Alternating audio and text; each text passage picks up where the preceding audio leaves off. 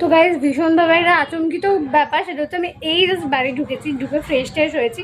আর মা বললো আমার জন্য একটা পার্সেল এসছে, মানে আবার একটা গিফটের পার্সেল এসছে। তো গিফটের পার্সেলটা কী এসছে, কী গিফট এসছে সেটা তোমাদের সাথে শেয়ার করবো। চলে যাচ্ছি।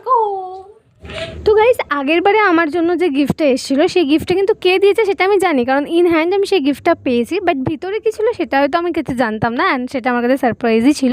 বাট এটা আমার কাছে আরও বেশি আচমকিত ব্যাপার যে কে দিয়েছে, কারণ গিফটের র্যাপটা করে কেউ একজন মায়ের হাতে দিয়ে বলেছে এটা মিষ্টিকে দিয়ে দিতে।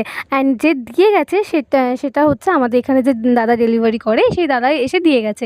কিন্তু দাদার হাতে কে দিয়েছে বা কী হয়েছে ব্যাপারটা কেউই জানে না, কিছুই জানি না আমি। তো সেটা কালকে সকালবেলা জানতে পারবো। কিন্তু গিফটটা যখন আমার নামই এসছে সেই ভেবেই আমি কিন্তু খুলছি। খোলার আগে একটু মনে কিন্তু বোধ ছিলই যে কী আছে না আছে, বোম ফোম হতেও পারে সে যাই হোক। কিন্তু মানে খোলার আগে থেকে আমি গিফটের মানে বাইরেটা দেখে খুব আশ্চর্য হয়ে গেলাম যে কারোর কোনো নাম ঠিকানা কিছুই লেখা নেই, বেস্ট উইজেস বা কিচ্ছু লেখা নেই। জাস্ট একটা নর্মালি প্যাকেট করে গিফটটা পাঠানো হয়েছে। অ্যান্ড গিফটটা খোলবার সাথে সাথে আমার একটা ভয়ও কাজ করছিল যে এটা খোলা উচিত হচ্ছে কি হচ্ছে না। বাট আমি ভীষণ এক্সাইটেড, অ্যান্ড খোলবার পরে আমি তো দেখে আচমকিত, মানে সিরিয়াসলি বলছি এতটা বেশি অবাক হয়েছি বলবার মতো না। কারণ এর ভিতরে ছিল আমার ফেভারিট জুঁই ফুল, যেটা দেখে আমি সত্যি বলছি অনেক বেশি গলে গেছি। আমি জানি না এটা কোনো ছেলে বা মেয়ে বা কে পাঠিয়েছে, আমি সিরিয়াসলি জানি না। বাট দেখে আমি ভীষণ খুশি হয়ে গেছি যে এত সুন্দরভাবে কোনো গিফট কাউকে পাঠানো যায় বা দেওয়া যায়। সত্যি এটা ভীষণ সারপ্রাইজ ছিল। অ্যান্ড তার সাথে ছিল একটা চিঠির মধ্যে আমার নামের বানান ভুল আছে, সেটা ঠিক আছে ক্ষমা করে দিলাম, কিন্তু অনেক সুন্দর কথা লেখা আছে। এর মধ্যে লেখা ছিল যে আমি হয়তো তোমার কৃষ্ণ হতে পারবো না, কিন্তু তুমি রাধার মতো পবিত্র। আরও অনেক কিছু লেখা ছিল। এই লাইনটা আমার ভীষণভাবে ভালো লেগেছে, তাই আমি এই লাইনটাই বললাম।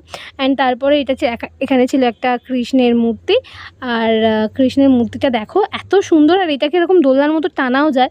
তো এই জিনিসটা আমার ভীষণ ইন্টারেস্টিং লেগেছে, এটাকে দোলনার মতো টানাও যায়। কিন্তু মানে গিফট কেউ করবে সেটা আবার কৃষ্ণ ঠাকুর গিফট করবে, অ্যান্ড তার সাথে চকলেট। আর তার সাথে আরেকটা সারপ্রাইজিং ব্যাপার হচ্ছে গীতা, ভাই গীতাকে গিফট করে, মানে আজ পর্যন্ত তো আমি কোনোদিন আমাকে কেউ করেনি। তো আমি সত্যিই খুব আশ্চর্য হয়ে গেছি এই গীতাটা দেখে। এর ভিতরে মানে গীতা ছিল। তো thank you so very much যে আমাকে গিফটটা পাঠিয়েছো, তার জন্য অনেক ধন্যবাদ। হয়তো কালকে সকালবেলা আমি জানতেও পেরে যাবো কে দিয়েছো বা কী, তাও তোমাকে ইনডিরেক্টলি বা ডিরেক্টলি যাই হোক জানালাম। Thank you so very much. And আশা করি তোমরা। একটা কথা আমি বলতে চাই, সিরিয়াসলি বলছি, আমার 25 ইয়ার্স কমপ্লিট হলো। অ্যান্ড সিরিয়াসলি বলছি আমার এত বছরের জন্মদিনে আমি এত ভালো একটা গিফট আমি সত্যি পাইনি।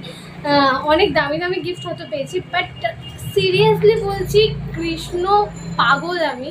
অ্যান্ড এটা কেউ আমাকে সারপ্রাইজলি গিফট করবে, মানে এটা আমি জাস্ট ভাবতেও পারছি না যে কারোর মানে মাথায় যে এই জিনিসটা আসবে। এটা আমি মানে নিজের খুশিটাও আনন্দটাও আমি বুঝতে পারছি না।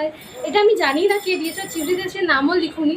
আর আমি কোনো সেলিব্রিটিও নয় যে যাকে এইভাবে কেউ গিফট পাঠাবে।